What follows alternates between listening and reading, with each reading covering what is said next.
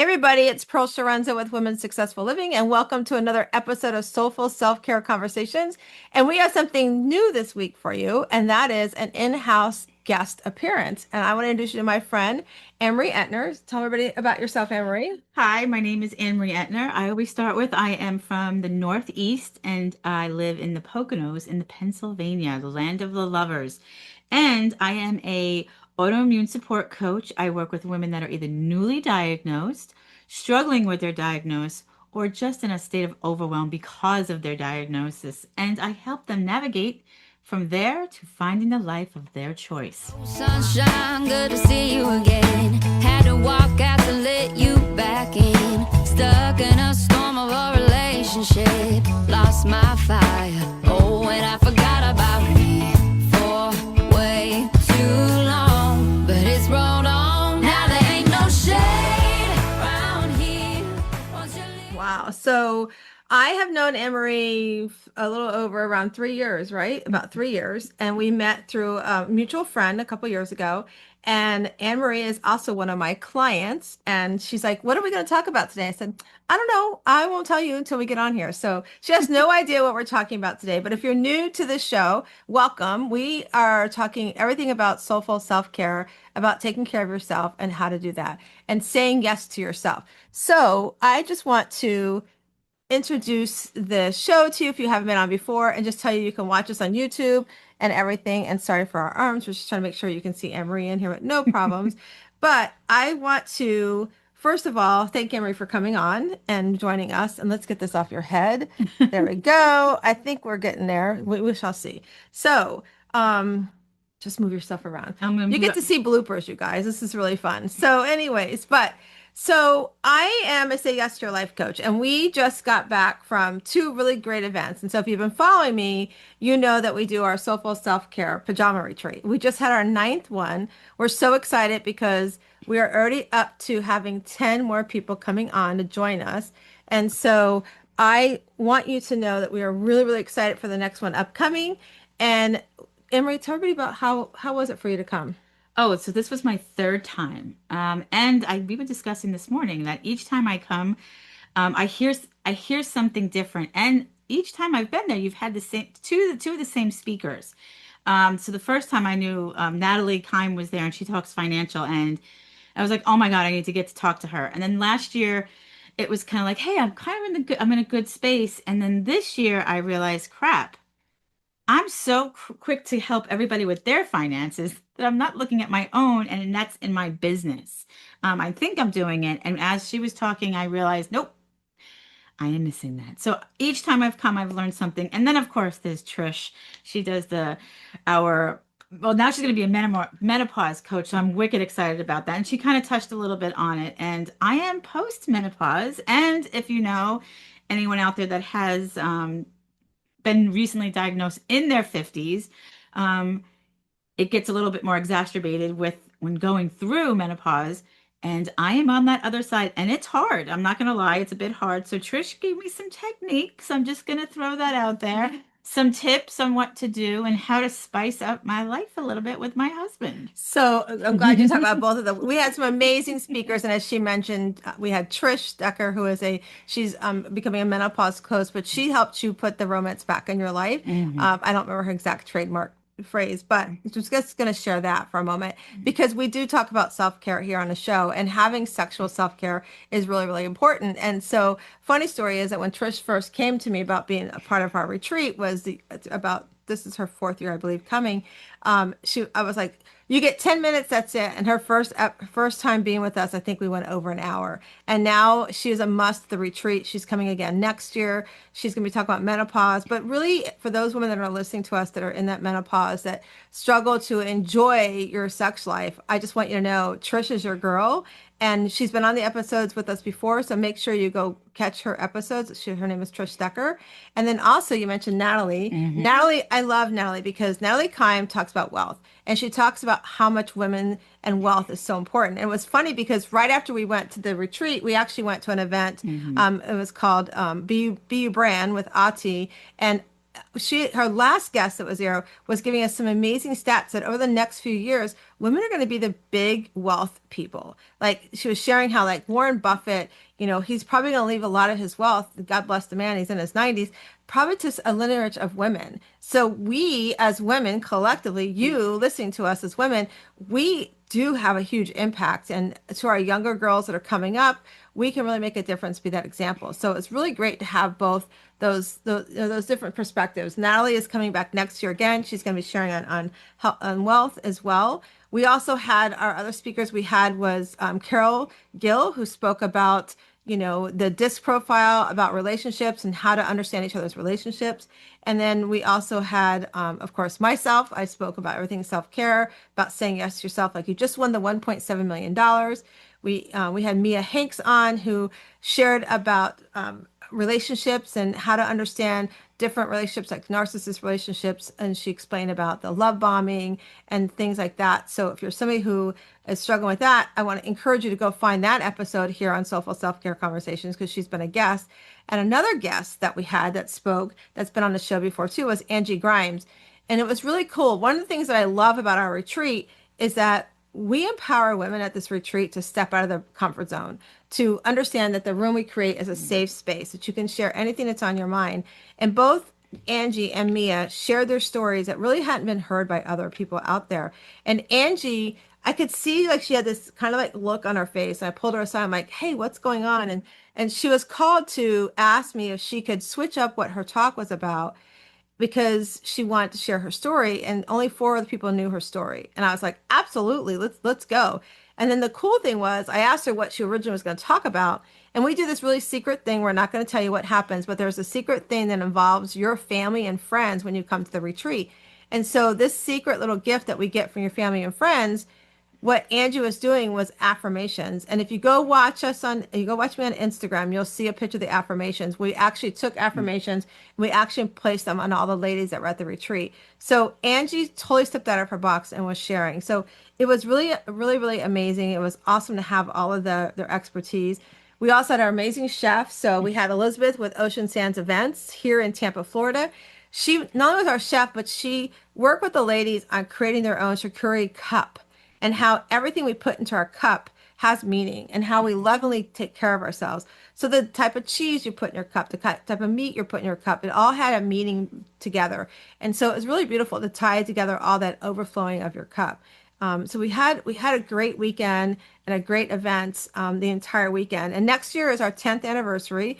We're really excited. I think everybody that was there is coming back next year. We only have like 10 spots left. So we have 25 people. So more than half of it is full. So we do have the VIP option. So if you want your own room, because you don't want to share a room or bed with somebody, there are options. So if you want to know more about that, you can go to wslivingretreats.com. Again, it's wslivingretreats.com, and you can grab your spot.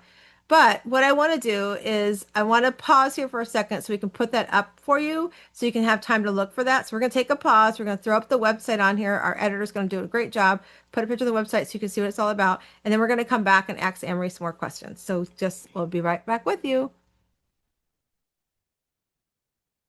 All right, so we're back. So hopefully you went to wslivingretreats.com and grabbed a spot. And if you have questions, just you can reach us through there as well. But what I want to do is kind of do a little shift. And so Annmarie's like, oh my God, what are we doing now? So as I said before, Annmarie is somebody who's come to the retreat. She's spoken at the retreat before, but she's also a client. She's also one of my coaching clients. And so this morning we did a little in-person coaching. And one of the parts of our Shiro method is talking about communicating our realistic expectations and having how to have those conversations with our loved ones, our business partners, if you're a professional at work, or if you're that CEO mom that stays at home all day long and you run your household, your house is a business. So having conversations and communicating your realistic expectations with your family, with your kids, and all of that. So we talked about that a little bit this morning, and we talked about the pause. We talked about how, and if this resonated with you, please take notes. But we talked about how sometimes we want to have a conversation with somebody and we want to like pour in and be like, oh, I know that information, or I want to add to that information. And we're so excited to share, or sometimes we have to work on that part of our communication that we sort of just go in and we start just dumping in there. And so what I want to do is talk to Annmarie about that information. So we're going to get started here on that. All right, so we are going to talk about, as we said, we're talking about the communicating unrealistic expectations. We took a little pause there. Sorry to our editor, he's going to fix all this. So let's talk about the power of the pause for a second. And what we were talking about is sometimes, as we were saying, we get so into what somebody's saying that we think we want to add to it, and that we don't stop to what we call mirror the conversation, to sort of like have that conversation with the other one to say, I believe I hear you saying this, and maybe you feel like this. How am I understanding the conversation? So and sometimes what we do is just going, well, I think you should do this, and I believe you should do that. You know, we have those sort of conversations. So when we talk about that this morning, Marie, share with the audience what some of that brought out for you. Well, number one, it brought, and I'm going to cry probably because it's the truth. I was raised to not. They said I didn't listen and don't ask questions. So I believe I'm listening, but not really. And I'm speaking. I'm not asking the questions. I'm not asking the correct questions. I'm not acknowledging what they're saying. So I'm giving them all the information really quick, opposed to giving them validation that I hear them. Right, And right, yeah, and it yeah. was it was a lot.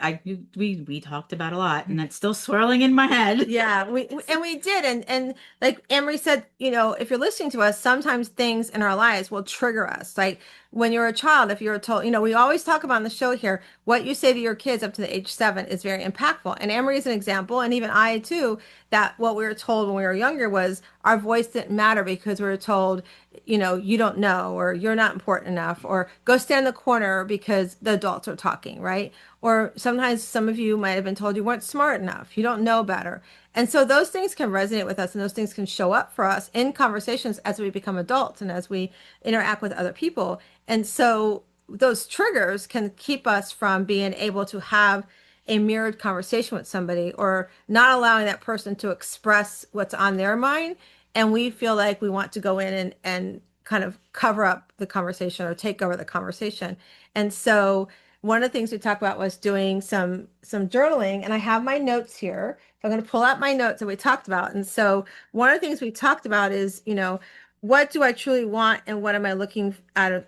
I'm sorry, what do I truly want, and what am I doing out of fear or old patterns, right? So sometimes when we reflect back on our conversations, we look back and we can say, was that a conversation I truly wanted to have, or did I not allow myself to allow that other person to be heard? Yeah, and I think for me right now, I'm in such a whirlwind, and a lot came out at Pearl's retreat. I'm not gonna not tell you that, but I think for me, hearing that conversation, that question was like, holy blank. Um, I'm in that I'm in that old spiral, that old behavior of that little girl. I mean, you tapped right into that. That was that little girl of, well, they don't want to hear me, so now I'm just gonna be loud.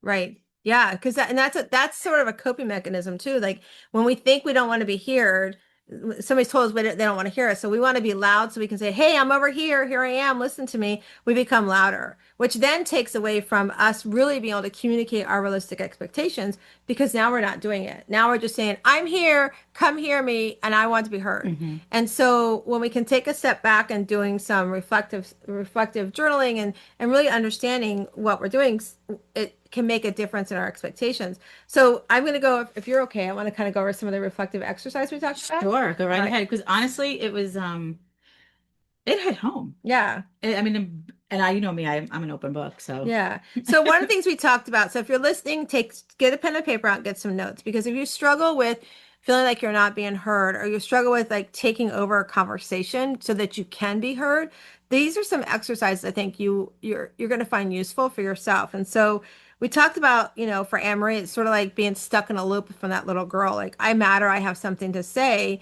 please listen to me, right? So what happens is, if we don't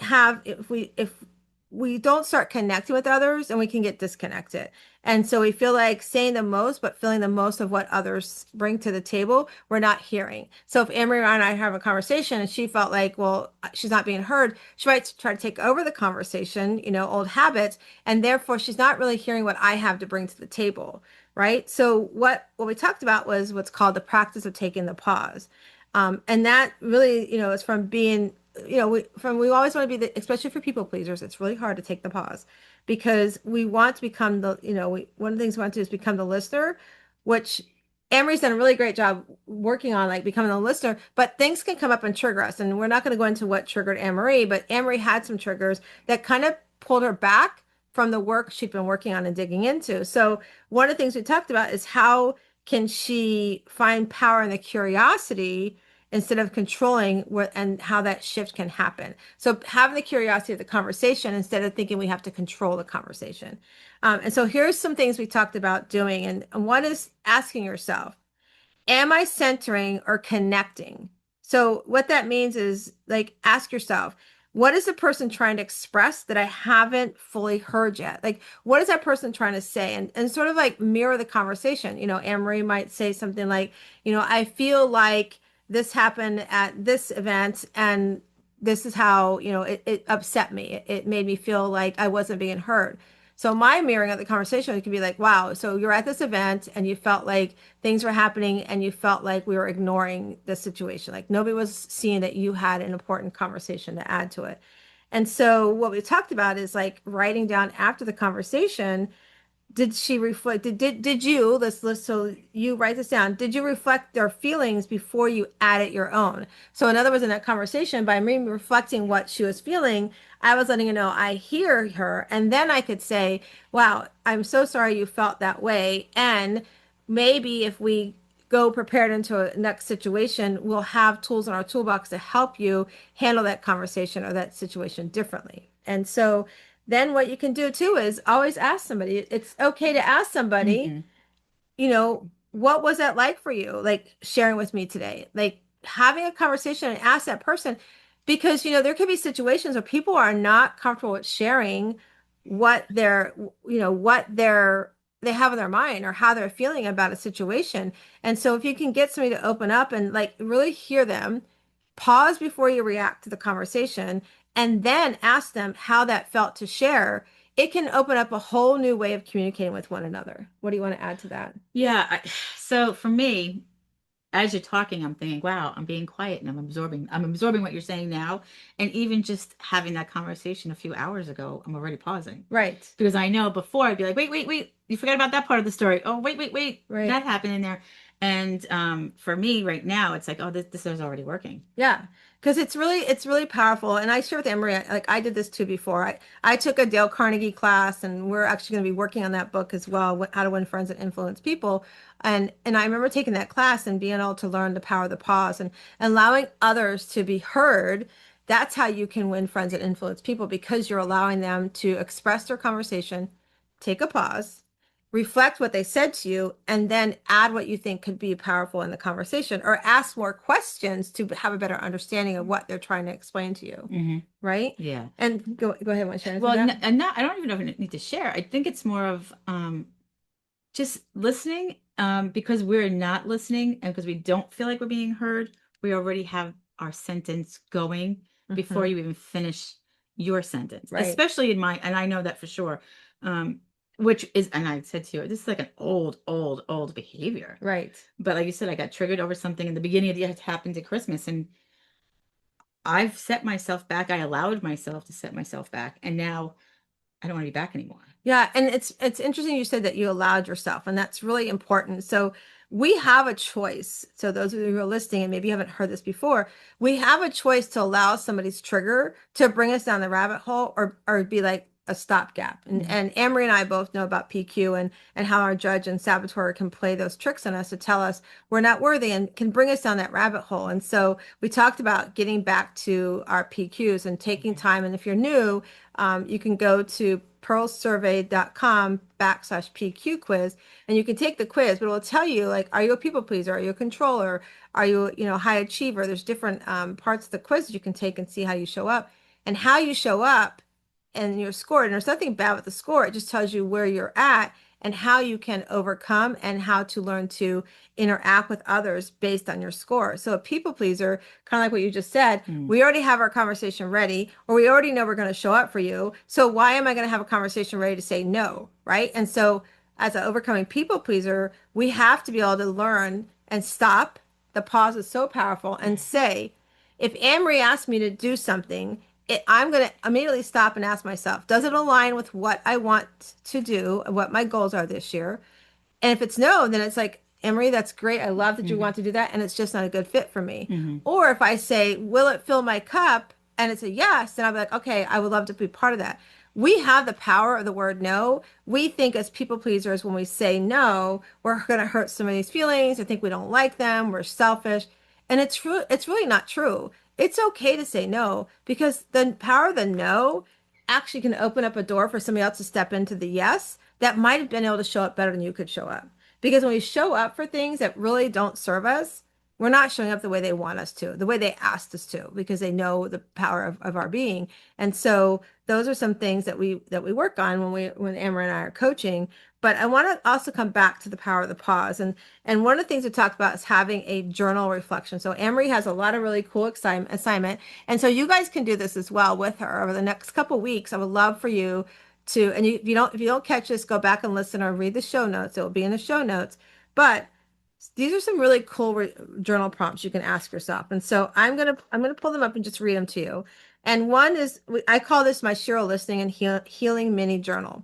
And so what this is, it's about having a way to center and connect your conversation. So one might be is, what is this person trying to express that I haven't fully heard yet? We talked about like that. What are they trying to tell me that maybe I'm not hearing that I need to ask questions? Like again, like we said earlier, I felt I loved this about the conversation.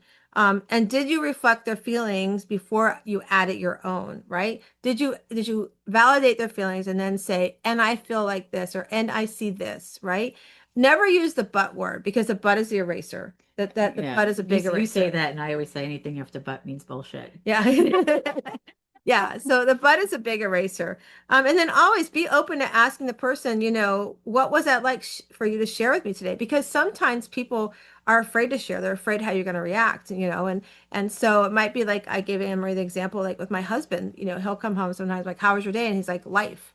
And those who have followed my show know that we lost our son 3 years ago. And when Chuck responds life, that means that I understand he's missing Matthew. That's a day that he's like, this is a tough day for me with our loss of our son. So then I can have a conversation about, oh, in what way are you missing him? What about him are you missing? I can open up the conversation and have that. And then I can ask him later, how did that feel about sharing that? Did that help, relieve some of the grief that you're having today? So you want to add anything to that? No, I think it's actually pretty accurate. Just sitting here and listening to you do this, it's just going over what we talked about earlier, and it's not triggering or even anything like that. It's just reinforcing me that I get to do this work. Right. I love that you said that. You get to do this work. People ask, why do I need a coach or why do I need a therapist? Whatever works for you, that's what you need to do. And the thing is, you get to do it. You get to go work on yourself Hmm. because we need help sometimes. Life is busy, life is crazy. Yeah. Since COVID, it's got, everybody's gone back to this crazy world of always busy and not stopping and thinking about self, not overflowing your cup. And that truly is real. Overflowing your cup is real. Yeah, it's very and I go back to like I get to do this work now as a coach myself. I'm doing that for my clients. I stopped doing it for myself. Yeah. And And that's why, I mean, we all say a coach needs a coach. Yep, a coach. I have a coach, Right, and I'm your coach, and you yeah. got a business coach I too. got a business Yep. coach, I have it for different aspects of my life, but I mean, it's definitely um it was again, it's reinforcing everything that we did this morning that again, I allowed myself to step backwards and I get to move forward and get out of that muck. Yeah. And there's nothing wrong with it. So if you're watching and listening, there's nothing wrong with getting in these rabbit holes or these mucks, as Emily Yeah. just called. There's nothing wrong. 'Cause what becomes a challenge when you allow yourself to stay in the muck or allow yourself to stay in the rabbit hole. That's when you're not doing the hard work. That's when you're not facing the mirror and going, I got to do this crap because if Hmm. I don't, I'm not going to have good relationships. I'm not going to be able to communicate with my loved ones. I'm not going to be able to be as successful in my business that I want to be. And so that's why doing this work is so important. Even if it scares the bejeebies out of you, you've got to do this work. So the other part of it we talked about too is here's some mini journal prompts that you can do for yourself. So get your pen and paper and write this down. What first prompt is when I'm not heard, how do I respond? So when you aren't heard, how do you respond? You want to share how you respond sometimes? Well, I just speak through you, number one. Yeah, uh, through you or over you, through you right? or over you, or I'll go back later sometimes and that was another thing I remembered that I'll go back later after the conversation is done and be like, hey, this is what I wanted to say to you. Like what I had to say was much more important Right. than everybody else's. Maybe it can contribute and help, but it's like, this was my experience. I need to tell you it so it can help you, opposed to, I hear you, I understand you, and I got through it. If you Right. want help, I'll help you. Or even just how can I support you? Yeah, well, that's what I meant, Yeah. support. No, But yeah, right. But but yeah. yeah, it's definitely, and again, it's this old behavior that came back to me, and I'm trying really hard not to be ashamed of it. Don't be ashamed of it. No, Yeah. I'm not, Yeah. but that's another old behavior because now I've attached something to it. Again, this is why you have a coach. Right. Yeah. I attached like, okay, I made a mistake. And again, make a mistake, being a failure. Those are all old, very old tapes that are in my head. Mm-hmm. They are not my voice by any means. But I lived a long time like that with their voices in my head. And now at one point you were in my head and those voices have returned. Yeah. And the thing is, I like what you call that old tape. So if you're listening, think about that. What old tapes when you were a younger child or somebody said something that you just keep replaying, right? The old tapes don't serve you anymore. They Mm-mm. can be erased. You don't have to carry those tapes. You don't have to Mm-mm. replay. It's just like listening to your favorite music. Sometimes you outgrow your favorite music or your favorite artist and you're like, you know what? I mean, I have my favorite actor that when I was younger, I don't like him anymore. And so I don't watch him anymore. So you can stop the tapes, you can delete the tapes, and Mhm. it's just that's where the hard work comes in, is to practice deletion of the tapes, the Mhm. practice of rewinding the tapes in your head. And so when you delete those tapes and you no longer rewind them, that's when the real hard work starts to show up for yourself.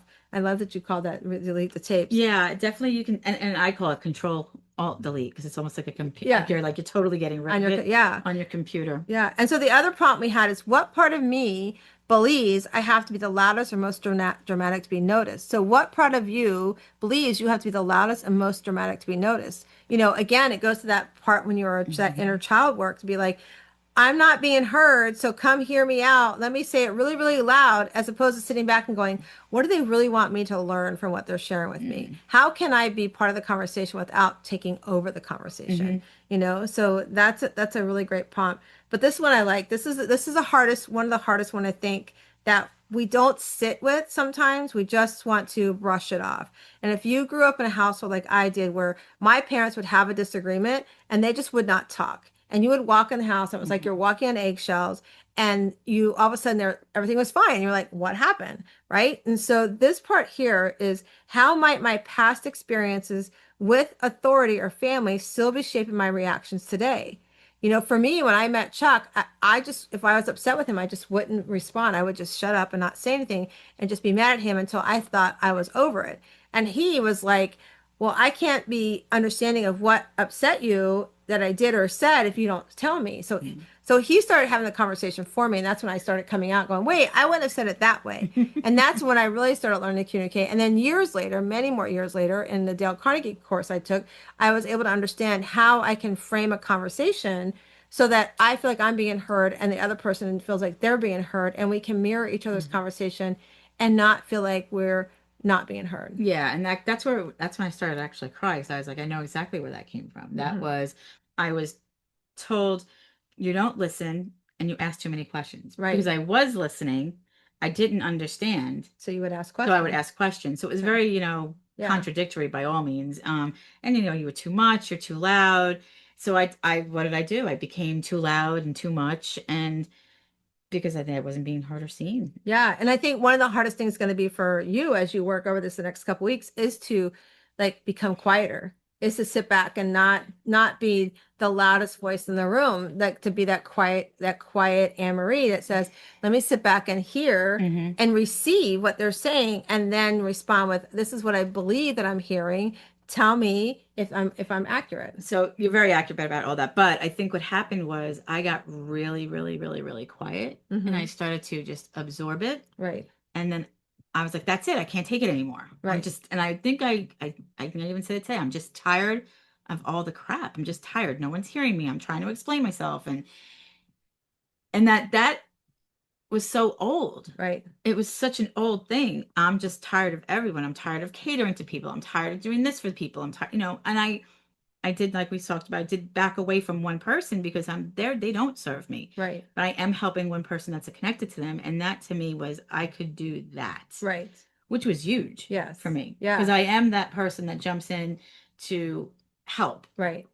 And Yeah. that was like a first time that I was like, oh no, no, that person cannot be, no, Right. no, And no. it gives you, you bring up boundaries, but I want to step back for 1 second. That's like when we think we have to be the loudest in the room, that's when people really don't listen to us. Mm-hmm. Because we become so loud. They're like, I don't want to hear anything that person has to say because they're too loud and it's too much for me, right? We can become too Mm-hmm. much for somebody. So that's where the practice of the pause, that's like putting some of these things in place, will allow us to step back, allow people to hear what we have to say, and they get to see that we do see and hear them. Mm-hmm. And then also, let's go back to what you just said too about boundaries. We get to set boundaries. For those of you who are listening, you get to say no. It's not that I have to say no, it's you get to say no. You also get to say yes what you want to say yes to. And saying no is actually saying yes to yourself. And one of the funny things we talked about this weekend was Mary Gooden was she was our yoga specialist, she was our Reiki specialist. We also had Amy who did our massages. But Mary talked about this whole 10x, and I know that comes from, I'm not going to say his name here, and it's old, but it was really cool to hear it again, but to frame it in the way that, why can't I 10x myself? Why can't I up level myself? Why can't I treat myself to getting a first class seat in an airplane, getting that Gucci shoes or Gucci purse I want to get, just because I think, oh, I don't need to, I can't afford that. That's just, we're telling ourselves, instead of saying, I get to have the first class seat in the airplane, I get to go buy those shoes that I want at the Gucci store or wherever that might be for you, right? So you get to do those things. And so that it's really powerful when we can step back and be, boundaries, right? And so when you say no to others, you're actually saying yes to yourself. Well, you want to add anything to that? No, no, no. I agree with that. And I do that too. I do that with my clients that, you get to say yes to yourself and you get to say no. I mean, I work with them, having a condition that already is taxing on your body and it's a stressful situation at best that stops you from moving forward because of the pain. Um, we work at like, well, how do we work towards like, oh, you got a family function coming, and these are the things that may come up. And on a regular person would be like, oh, I got this, I can handle it. But someone that has a condition like I have, we're worried about our condition, we're worried about the person, we're about interacting. And I tell them that it's okay to say no, you can't go. Right. And Yeah. that's saying yes Yeah. to you. That's Or saying, yeah. it's okay to just shake your head and nod and Right. not say anything. Or if you have the need, you set the boundary then, like, I'm coming, and if A, B, and C happens, I'm leaving. Right. Yeah. Because you get to make those Yeah, choices, and and it's that's all really about protecting not just their peace. It's really protecting their body and their mind because, again, when we have this condition, there's the stress that we put on ourselves on everyday stress is 10 times, and I don't mean to use right. 10 exit, but it's 10 times um, rebounds on us, Right. where somebody else would have a little bit of stress and it would bother them, Right. but ours becomes a physical sensation in us and almost immediately. Yeah.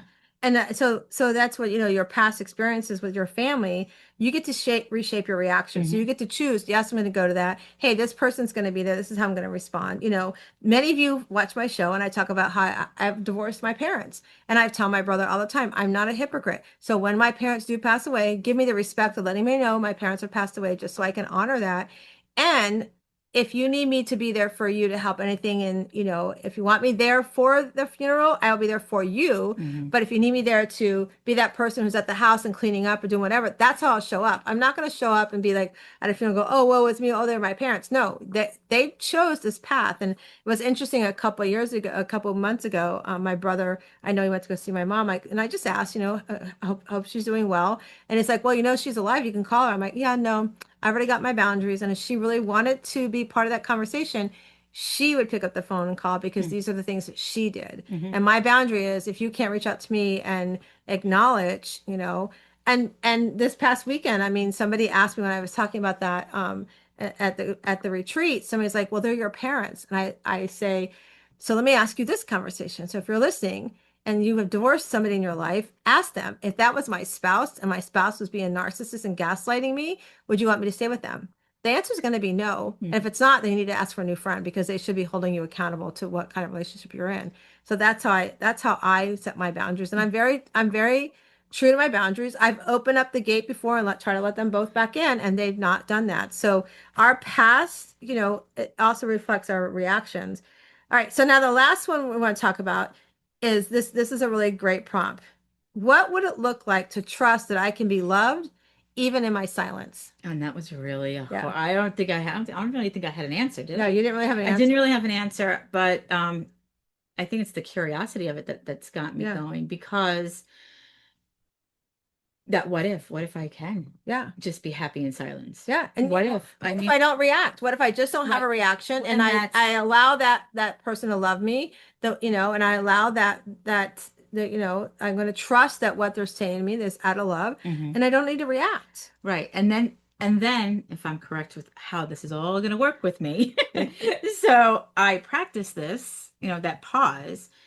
There is one person in my life that I'm trying to divorce, and I will have that same kind of boundary. I had it, and that was kind of what sent me on my spiral. But I get to be when that happens again. I don't respond. Right. That's you get to not Right, respond. right. Right. I get to And not that's important. respond. I'm glad you said that too, because when we do open the fence, and that's something you and I talk about working on, Hmm. is just because you open the fence and let them back in, if they don't follow the boundaries you've set, lock the fence back up, but don't let them rabbit hole you into Hmm. what they did, right? So you need to recognize, if you're listening to us, recognize old habits that creep up that's keeping you in that spiral or that down or in that Hmm. rabbit hole of going, oh, woe is me, and I need to be loud because nobody's hearing me. It's really, really important to do that. Hmm. So one of the homework that Annmarie has, if you're listening to us and you're reading the notes, is like take 10 quiet moments to journal freely, like really breathe and think about these things. Because this is going to allow your voice to emerge the way you want it to do. And it's actually going to be a safe space for you as you practice Yes, this. yes, It's going it to feel will. safe. Yeah, and I think, and this is just me, if you want to do this, you need to have someone to bounce it off of. Right. Because I don't believe, for me anyway, this would work doing it by myself because I would want to be able to vocalize like, well, this is what's coming up. Right. And sometimes that person you want to do it with, even though it's my husband, he has a whole different view of me and may not see what exactly is going on. Although I think he does see it, but he loves me so much that um he can't be impartial. Right. They want to protect our feelings. Right. They want to be our protector. They want to be our provider and all that. So sometimes they're not the person you go to. So I'm glad you said that. So as Amory said, if any of this is resonating with you and you want some guidance and you want to talk about, how do you practice the pause? How do you not be loud so you feel like you can be heard and seen? That's what I would love to have a conversation with you on. And it's something that you can grab a free 15-minute call from me to find out what that looks like. And all you have to do is go to wsliving.com. That's wsliving.com. And just click on the link to contact me, and you can book a 15-minute free phone call with me. And we can talk about what does it look like to have your voice be heard, even in the pause, because it's really, really important that we understand that you can, you can pause, you can connect, and you can be heard. But Mhm. it's how we do it that makes a difference. Do you want to add Yeah, anything? again, the conversation has just been really wonderful. So I think about like whether that'll be in that pause and what other Mm-hmm. people will see in me. Yeah. Um, I'm looking at it and I think they're going to be like, "Oh God, like Yeah. what's wrong with her? She's being quiet." Yeah. And then that'll open up a conversation like, "Why are you quiet?" And I get to say, "Listen, I really don't have much to say right now, and Right. that's okay." And that's okay. It's I want to share something that you just brought up. I want to use this as an example if you don't mind. Hmm. She doesn't know what I'm going to use example is. So one of the things when Aunt Marie was coming to my retreat, the things we've been working on, she was like, I'm just going to show up and I'm just going to do everything that I want to do. You know how I show up. And I'm like, no, you're not. You're not going to show up and you're not going to people please. And so one of the things we talked about was not showing up people pleasing. We had a situation that happened and she kept trying to give me some of my coaching stuff back in my face. And I said, Hmm. I looked at her and I said, just don't people please me. Yeah. And that's all my response was to her. And that's because she was doing exactly what I told her not to do. And I'm not going to call her out on it. So my pause was to her was just Hmm. don't people please me. And she soaked it in and she came back later and we had a good conversation and, we came together and we, she was, I told her an apology wasn't needed because she needed to figure out the work. And I appreciate that's another thing too, is when we do recognize Hmm. that there's something we need to apologize for, it's okay to say, hey, I'm sorry, this is what was going on, which brings me to say that if you have a situation like, you were just saying, like, you want to take a pause, sometimes a pause can be, a couple of days. Sometimes it can be, you know what, right now, I want to take a step back because I need some time to think about what you said to me. I heard you say this, and I need to make sure for me, I want to take a step back and Hmm. process it. Can I come back to you in, in a Yeah. little bit, 24 hours, whatever that is? There's a lot of power in that. And I had been doing that, and I was getting really good at it. And again, I allowed that scenario, that situation, episode, whatever you want to call it, because I'm not even know if I want to give a name to it. It just happened. Um, I didn't give myself my own pause. Right. I think that's more important. I don't know if we even talked about that, that I didn't give Yeah. me a pause. Yeah. You didn't give yourself a I didn't give pause. myself a pause to absorb what happened. I Right. went straight to, holy crap, this is really Right. happened. I can't believe and I went straight to punishment of myself. Right.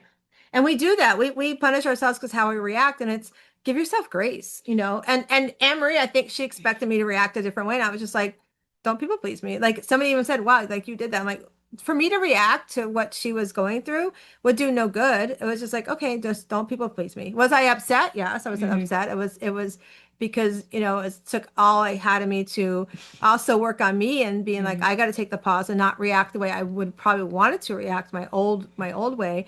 And so, there's a lot of power in a pause, not just for a few minutes, but also for a day or two if you need to Hmm. do that. And just be like, you know what, I want to honor what you're telling me and I need to process what you're saying to me. So can I come back to you in a couple of days or in 24 hours, whatever that is for you? But don't forget to go back. Hmm. Don't say I need a couple of days, because if you don't go back, that's when things start really getting out Yeah, of I did control. take the pause. Not Yeah. not realizing it. I definitely took a Yeah. pause. Yeah.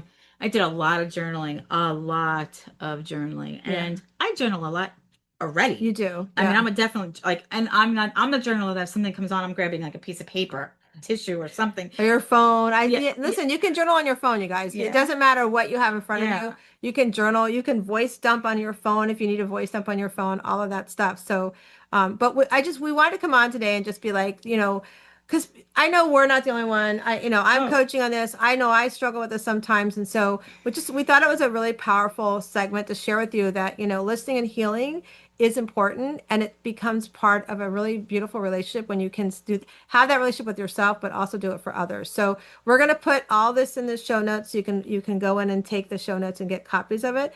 But before we end the show, we're going to do what we always do, and that's our Better Questions, Better Life cards. Our dear friend Carol Gill and her friend Diane Allen created these. I get no credit for these.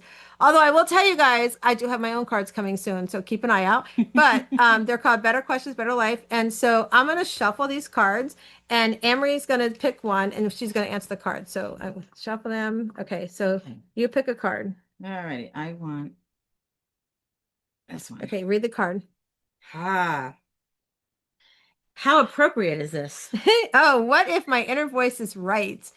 What if your inner voice is right? What if? Yeah, That's it. What if is right? And yeah, what if it is that to take that pause and be like, I don't need to answer them. yeah. That's what we're talking about. Yeah. What What if if your my inner voice is right? And my inner voice before wasn't really speaking. right? It was reacting. Yep, that's so true. So what if your inner voice is right? And if you want to learn more, like I said, go to wsliving.com to learn more. But I just want to remind you again, at the beginning of the show, we talked about our retreat. We've talked about it a few times here during the show. There are about 10 spots left. So if you want to grab a spot for next year, and by the way, the house that we're going to is called what, Anne-Marie? The pearl. And I didn't do that on purpose, but it truly is in the Gulf Shores of Alabama. The house is called the Pearl. She's all booked. She's beautiful. She's pearly white. And I'll and be there. so Amory's gonna be there. We got just about everybody who came this year is coming back next year. So if you're interested in coming back and joining us, just go to wslivingretreats.com. I just want to remind you again that you come into this world, you are a little rough oyster on the outside, but as you do the work like Amory's doing, you Mm. can open up and find your inner pearl of greatness. So go find your inner pearl of greatness. Be the hero that you are meant to be. Why'd it take so long to leave you in the river?